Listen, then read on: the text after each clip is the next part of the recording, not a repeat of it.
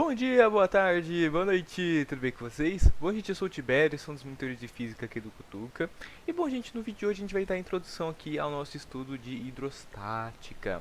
Bom, no vídeo de hoje a gente vai conversar aqui um pouquinho sobre a definição de pressão, né? O que é pressão? Como que a gente pode escrever a pressão? A gente vai ver que a gente tem três formas para a gente escrever esse carinha aí. Vamos lá? Bom, pessoal, então vamos começar aqui. O conceito de pressão, gente, na física, ela está relacionada com a força e a área. Bom, pressão então, ela é força sobre área. Bacana. Gente, a pressão, ela é proporcional à minha força. Só que ela é inversamente proporcional à minha área. Ah, como assim? Ó, vamos pensar no exemplo prático. Bom, vamos supor que eu tenho um colchão. Sobre esse colchão, eu tenho uma pessoa, ok? E vocês podem tentar fazer até esse experimento na casa de vocês. Subam sobre o colchão e vocês vão ver que vocês vão fazer uma deformação no colchão. Ok? Vocês vão deformar esse colchão. Bacana. A minha pessoa, ela possui massa. Se ela possui massa, ela possui peso. Bacana. Então, nesse caso aqui, gente, o que está acontecendo? Eu vou ter uma pressão, que eu vou chamar de pressão 1. Qual que é a força que eu estou fazendo com que forme essa deformação aqui? Ah, força-peso.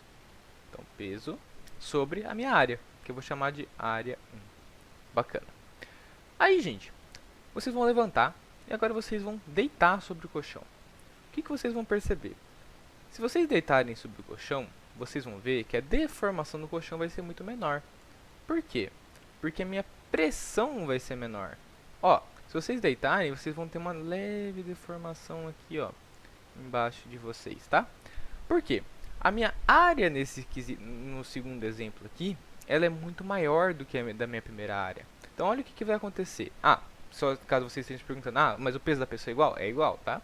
Então, a gente está tendo a mesma força que está acontecendo nos mesmos...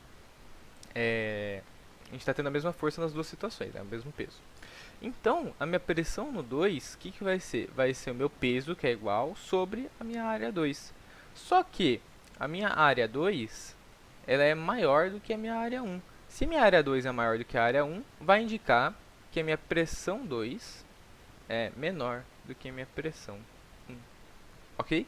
Então, se eu tenho um denominador maior, eu vou ter uma pressão menor, né? Isso caracteriza o inversamente proporcional da minha pressão, né? Que foi isso aqui que a gente definiu. Gente, uma coisa que é importante falar é que a pressão não é vetor, ok? Assim como o trabalho não é vetor. Deixa eu só escrever aqui. Assim como o trabalho, gente, a gente não consegue falar por definição que ela é um vetor. Por quê? O trabalho, gente, ele é, por exemplo, força vezes distância. Eu estou multiplicando dois vetores. Só que o trabalho, gente, é uma grandeza energética, né? Ele é uma energia. Só que você não tem como falar que você tem uma energia para a direita, uma energia para a esquerda, uma energia para cima, uma energia para baixo, uma energia na diagonal. Você não tem como caracterizar isso. A mesma coisa para a pressão, ok? Então tomem muito cuidado com a definição de pressão. Beleza? Gente, só, né, para reforçar. Pressão não é vetor. Tome muito cuidado com isso. Pressão não é vetor. Beleza? Beleza. Unidade de medida da pressão. A pressão, gente, ela pode ser medida de várias formas, mas a mais comum é a que ela aparece no sistema internacional, que é newtons por metro quadrado. O newtons por metro quadrado, gente, também é chamado de Pascal. Ok? Perfeito, bacana. Tibério, existe alguma outra definição de pressão que a gente pode conversar? Existe. Vamos ver então. Bom, quero que vocês suponham que a gente tem um recipiente. Esse recipiente possui um gás dentro desse carinha aqui. Ele tem um gás aqui dentro. Esse gás, ele possui partículas. Bom, e essas partículas estão sendo agitadas. Elas estão sendo agitadas porque ela possui uma temperatura. Ok? A temperatura, gente, vocês vão ver mais tarde, que a temperatura está relacionada com o grau de agitação das moléculas. Se as moléculas se possuem gás aqui dentro, ele ocupa um certo volume. Ah, ele ocupa um certo volume. Legal.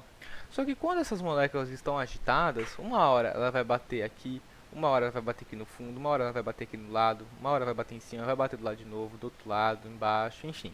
Ela vai começar a colidir, né, com as superfícies, né, do meu recipiente, né, do meu recipiente em si, do lado, em cima, no fundo. Quando isso acontece, a gente está gerando uma certa pressão. Ah, bacana. Dá para relacionar essas grandezas? Dá.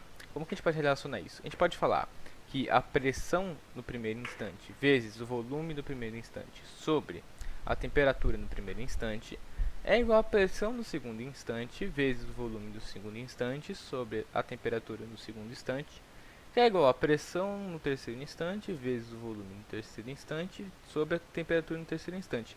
E assim vai. Isso aqui é uma constante, gente. Ok? É uma constante. Se é uma constante, então a gente pode escrever o seguinte. A gente pode escrever que P inicial vezes volume inicial sobre a temperatura inicial tem que ser igual à pressão final vezes o volume final sobre a temperatura final. Ok? Isso aqui vocês provavelmente devem ter visto nas aulas de química. A gente chama esse carinha aqui de equação geral dos gases. Vocês também devem ter visto em química, gente, um carinha que a gente chama de equação de Clapeyron. O que é essa tal dessa equação de Clapeyron? Gente, a equação de Clapeyron, ela é isso aqui, ó. P vezes V é igual a nRT, onde N é o número de mols,